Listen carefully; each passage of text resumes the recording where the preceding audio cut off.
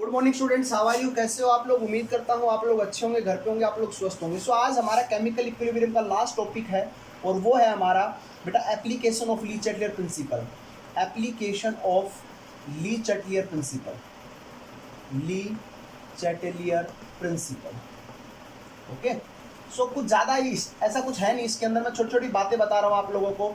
आपको पता है अमोनिया की फॉर्मेशन बाय हाबर प्रोसेस होती है और it is an example of exothermic reaction, है ना। सो एक्सोथर्मिक रिएक्शन का अगर ये एग्जाम्पल है तो इसकी कंडीशंस क्या रखते थे वो कि भाई लो टेम्परेचर होना चाहिए और हाई प्रेशर होना चाहिए।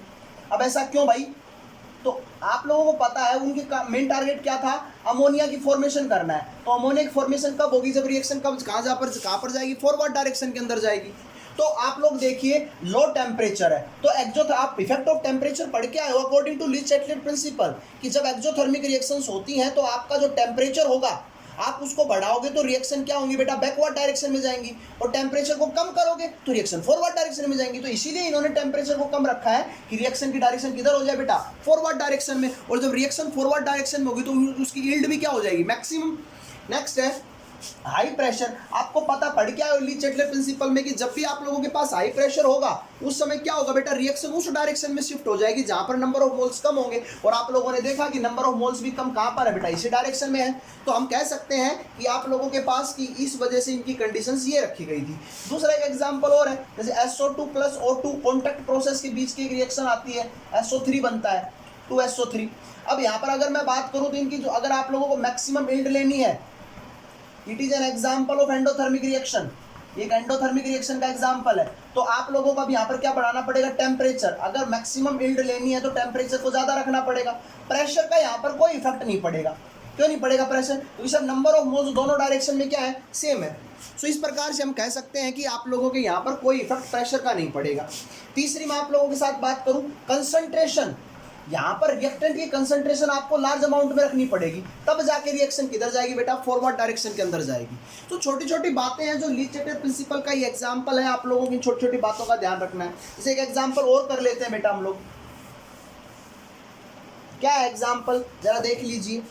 अगर आप लोगों के पास एक बोच प्रोसेस होती है, बोच प्रोसेस है ना, जिसमें आप लोग CO2 प्लस H2 गैस का बनाते हो। कैसे? H2 react with carbon monoxide in presence of H2 is equilibrium with the 2H2 plus CO। बोलो यही बनेगा CO2, not CO, this is CO2।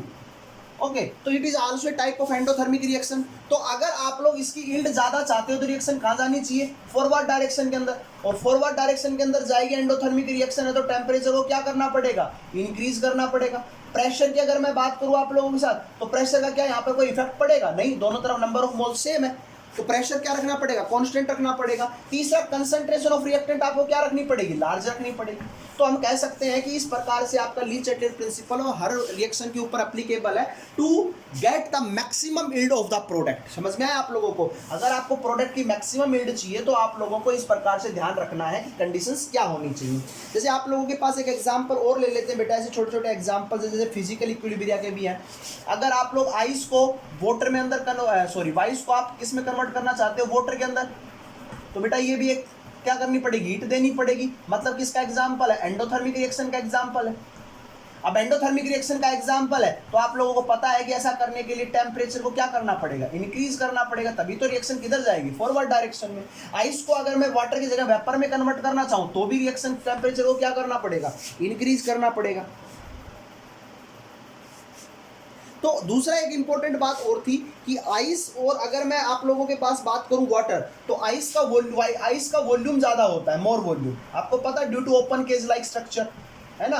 और वाटर में वॉल्यूम क्या हो जाता है? डिक्रीज हो जाता है।